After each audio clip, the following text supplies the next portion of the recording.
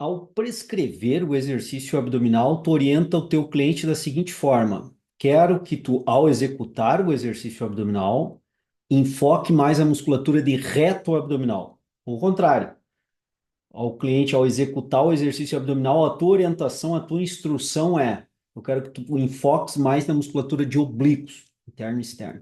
Seria possível que o praticante, sobre essa orientação do profissional da educação física, ele conseguiria mudar o enfoque do acionamento muscular?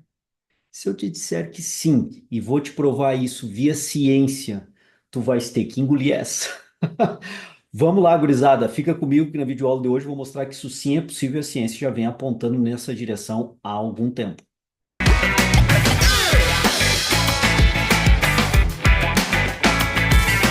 Gurizada, olha só, tem um trabalho bem bacana que eu vou agora discutir com vocês, com a Ciência Explica, mostrando justamente isso, que a nossa orientação verbal, a nossa instrução verbal, ela tem que ser muito cuidadosa, porque se eu quero que o indivíduo enfoque sobre uma determinada região muscular, basta eu ter um direcionamento específico para a região que eu quero, usar a anatomia palpatória e há uma grande probabilidade do cliente aumentar a ativação muscular dessa região muscular, em particular, em específico. Olha só como é da instrução específica do exercício sobre a ativação muscular abdominal durante o exercício curl-up, o curl trunk, né, o flexão de tronco. É o abdominal curtinho, mais conhecido na ciência, nessa literatura por curl-up, é aquele abdominal que se faz uma flexão tóraco-lombar e uma extensão tóraco-lombar, a região lombar não sai do solo, flexão tóraco-lombar até que as escápulas se deslocassem do solo. Bom, diante desse trabalho, esse trabalho eu vou deixar no meu grupo do Telegram. No primeiro comentário fixado aqui, eu vou deixar o link para vocês acessarem o meu grupo no Telegram e poder baixar esse artigo e lerem, se quiserem observar em maiores detalhes, tá? Bom, ele faz uma discussão que é importante, nós fazemos esse acionamento muscular somente com a verbalização. Outros estudos da literatura já mostraram que para outras regiões musculares isso acontece e eles inclusive citam aqui na introdução, os autores citam na introdução, para outras regiões musculares isso já foi comprovado. A pergunta é para abdominais, em termos de reto abdominal e oblíquo, seria possível isso? Aí eles colocam aqui esses procedimentos, 12 homens e 13 mulheres, jovens, sem problemas lombares, foram selecionados. E quando eu falo sem problemas lombares, é um ponto importante, porque talvez extrapolar esse resultado para pessoas de maior idade e que apresentem problemas lombares, talvez o resultado não seja exatamente o mesmo encontrado aqui. Então nós temos que tomar muito cuidado ao extrapolar os resultados para uma amostra, para indivíduos, para nossos clientes que não estejam configurados com a amostra que os autores estudaram, certo? Bom, vamos lá, galera. O que que eles fizeram aqui, ó? Antes disso, eles colocaram os eletrodos na região supraumbilical, infraumbilical do reto abdominal. Então, acima do umbigo, abaixo do umbigo, do reto abdominal, e colocaram os eletrodos também no oblíquo externo e oblíquo interno em pontos bem específicos, protocolados pela literatura, desenvolvidos pela literatura, até porque o ponto de colocação do eletrodo de superfície para o oblíquo interno é bem complicado. Alguns autores comentam que, ao captar o sinal do oblíquo interno, junto virá o sinal do transverso do abdômen. Isso é chamado de crosstalk, em termos de terminologia técnica da eletromiografia.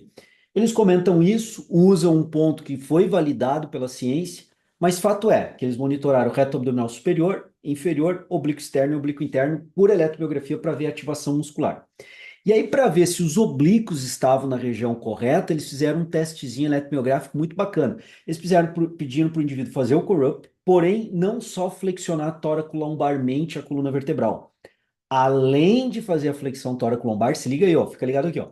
Além de fazer a flexão tóraco-lombar, além de fazer a flexão tóraco-lombar, eles solicitavam que fizesse a flexão tóraco-lombar com rotação. Flexão tóraco-lombar com rotação. E aí eles identificaram isso que eu vou mostrar agora para vocês, tá? Interessante. Então vejam aqui, ó.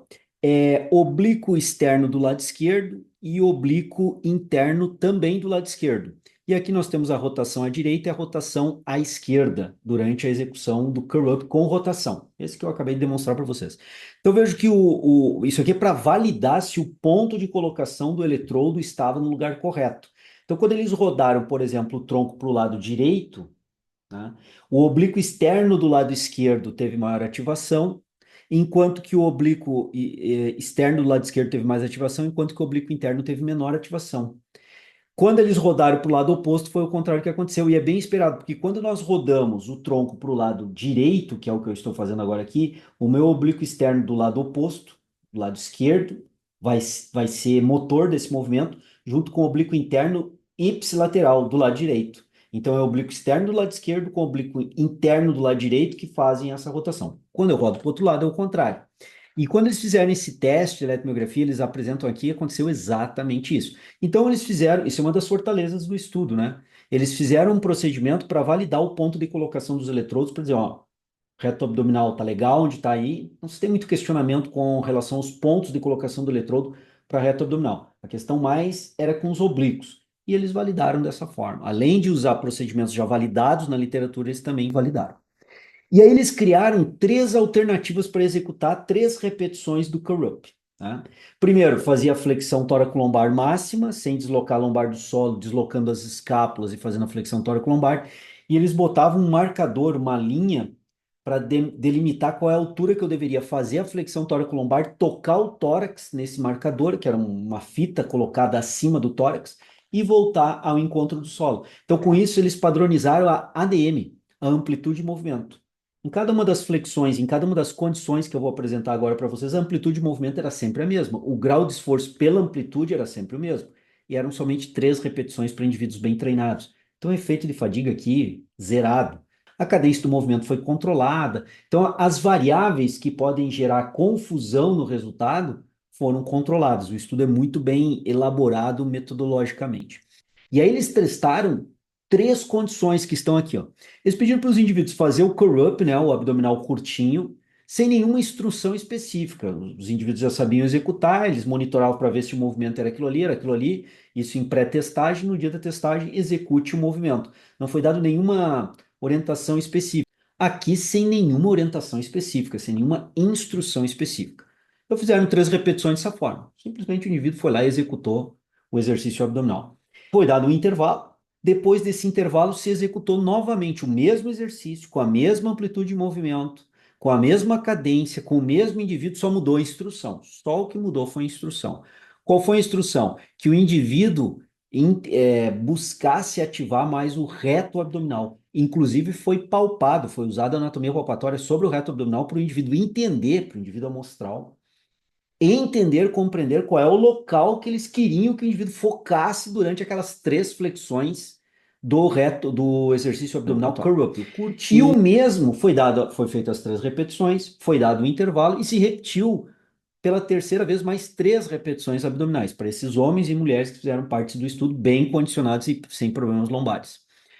Nessa terceira alternativa, a ênfase foi sobre os oblíquos, e eles usaram uma estratégia de verbalização para que os indivíduos amostrais entendessem, compreendessem qual é a região de oblíquos que eles gostariam, queriam, determinaram para que o indivíduo que executava tivesse a mentalização. E, inclusive, mais uma vez, usaram anatomia palpatória para obter isso. Então, eles usaram, em linhas gerais, uma forma bem simplória, é isso que eles fizeram. Claro que tem vários outros detalhes, por isso que eu estimulo vocês mais uma vez a baixar esse material no primeiro comentário fixado aqui. Eu vou deixar o link do Telegram, onde eu coloquei já esse artigo e coloco vários outros que eu discuto em algumas videoaulas, em alguns materiais do meu Instagram. Eu vou colocando todos no Telegram.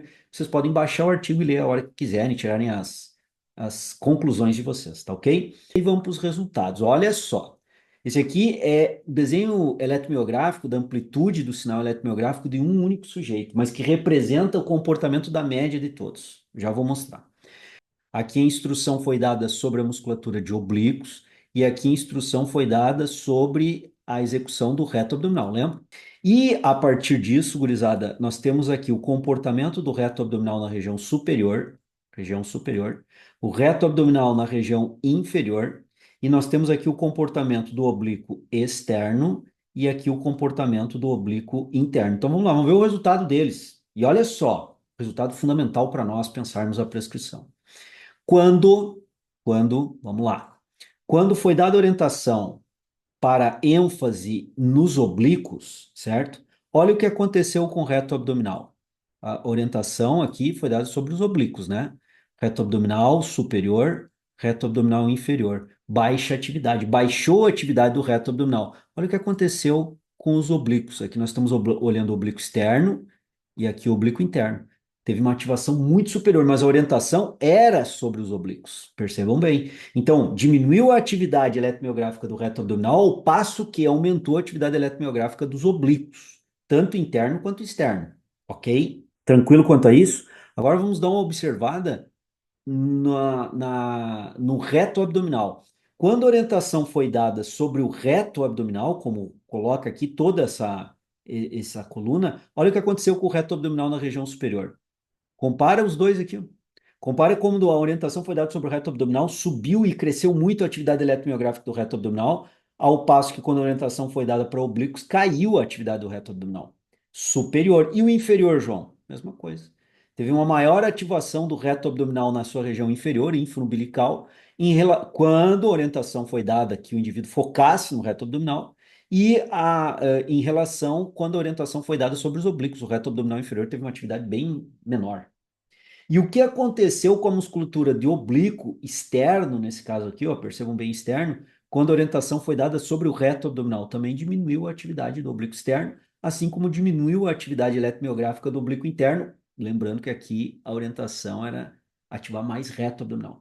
Então, os indivíduos amostrais, eles seguiram exatamente a orientação que foi dada para eles. Eles conseguiram produzir maior atividade de reto abdominal ou maior atividade da região de oblíquos externo e interno e do reto abdominal, tanto região superior quanto inferior, quando a eles foi fomentado, foi instruído que eles buscassem ativar mais aquela região e fosse também utilizada a anatomia palpatória para que eles identificassem aquela região.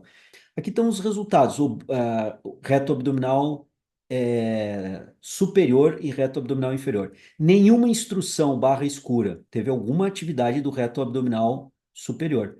Instrução sobre o reto abdominal, que é RE, aumentou a atividade eletromiográfica do reto abdominal.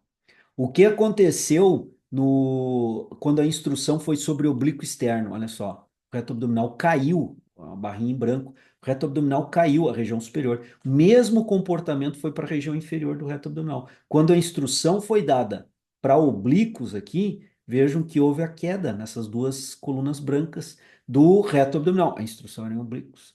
Quando a instrução era para reto abdominal, a barra cinza teve ativações bem grandes. Quando nós observamos oblíquo externo e oblíquo interno, nós verificamos claramente que a barra branca é a maior. Por que que ela é maior? Porque a instrução com a barra branca era o quê? Que ativasse mais os oblíquos. Então está bem claro também graficamente aqui, e agora mede desvios padrões, não só um indivíduo amostral para ilustrar o comportamento, porque o comportamento desse indivíduo com essa atividade eletromiográfica foi exatamente a média e o desvio padrão do grupo. E também, quando foi dada orientação para ativar mais oblíquos, houve uma menor ativação de reto abdominal, decaiu a ativação do reto abdominal. Então, isso ficou claro numa primeira sessão, num primeiro teste, e uma semana depois foi feita uma segunda sessão.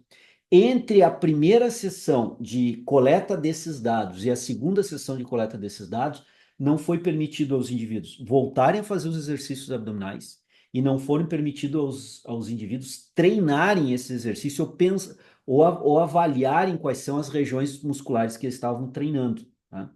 Qual era a ideia aqui? É ver se essa habilidade, essa capacidade de focar mais numa região, reto abdominal ou oblíquos, e poder aumentar a atividade eletromiográfica que foi vista nessa primeira sessão, essa habilidade aprendida aqui sobre orientação, sobre instrução verbal e anatomia palpatória, se isso era mantido num prazo de uma semana, sem nenhum treinamento, sem nenhuma vivência durante esse período dos exercícios abdominais. Então, os indivíduos não fizeram nada durante essa uma semana, e uma semana depois foram testados novamente.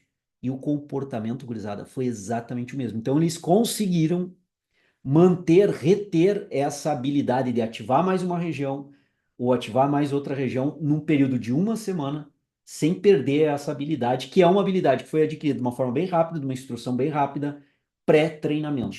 Inclusive, então, sobre esse tipo de análise de estudo, de artigos científicos aqui, ó, nessa playlist aqui, ó, clica nesse card aí, não vai sair aqui da videoaula, clica aqui nesse card, onde tu vai ter aí vários outros estudos. Eu faço esse perfil aqui, eu analiso o estudo, trago algumas informações para vocês e aponto qual é o estudo, e agora eu vou fazer os apontamentos de aplicação prescritiva, bom, baseado no que a gente viu até agora.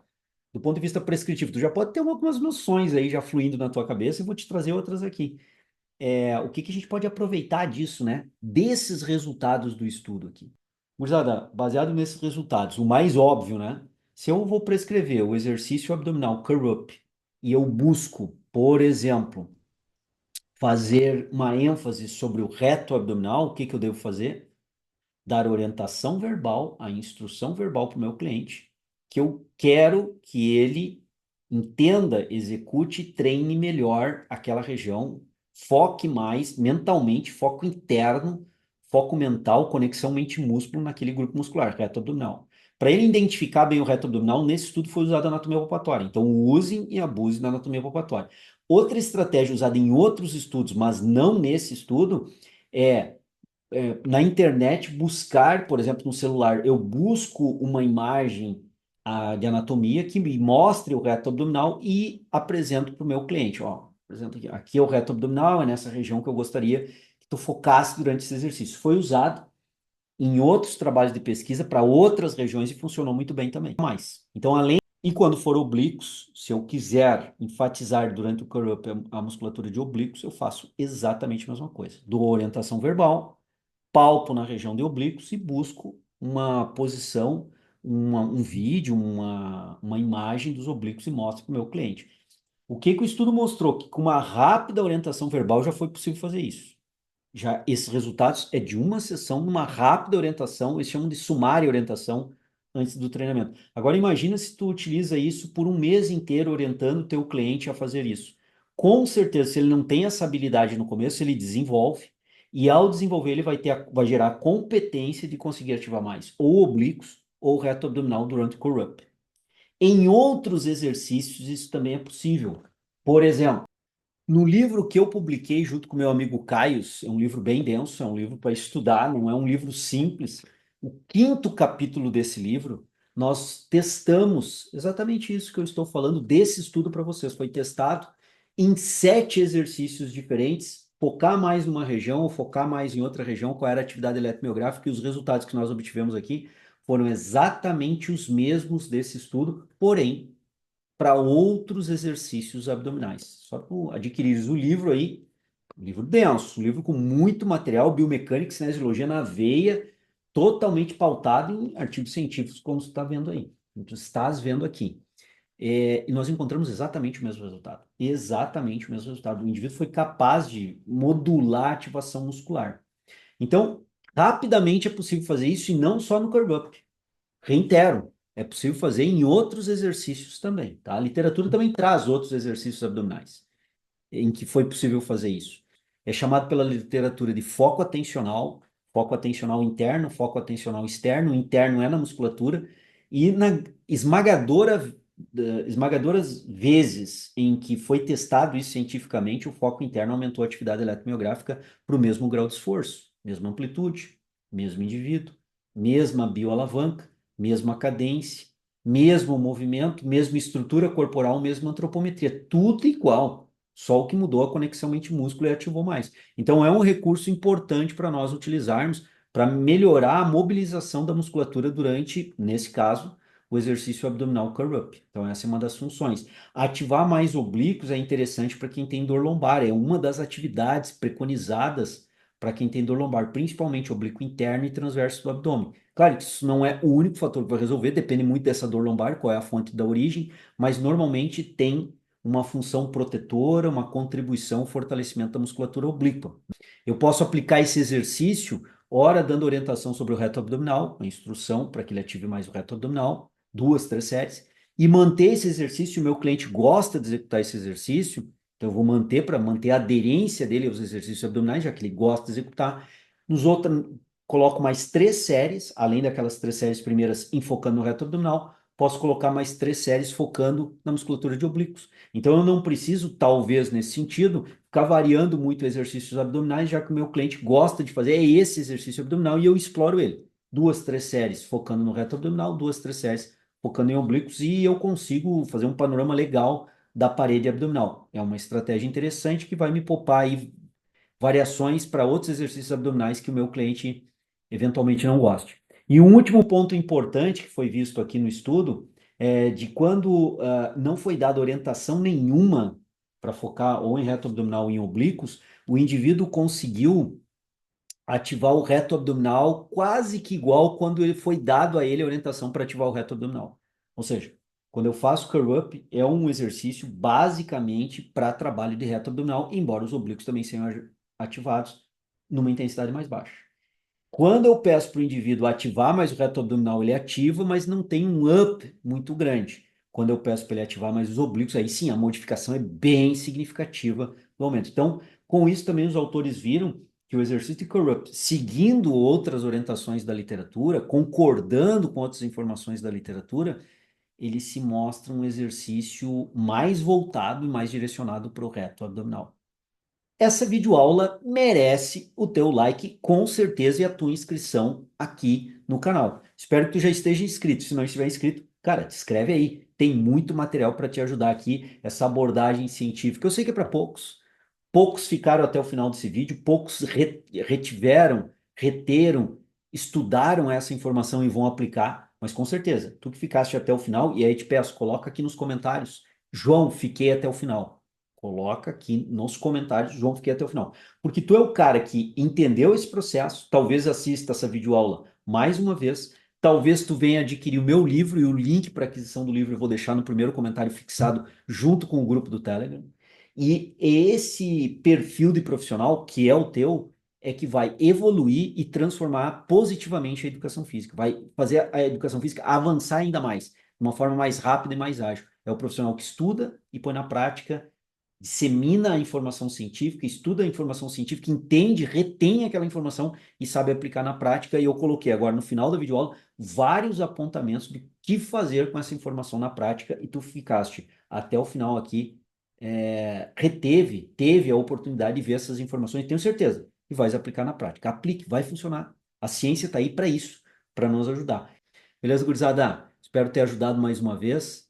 Tamo junto e até uma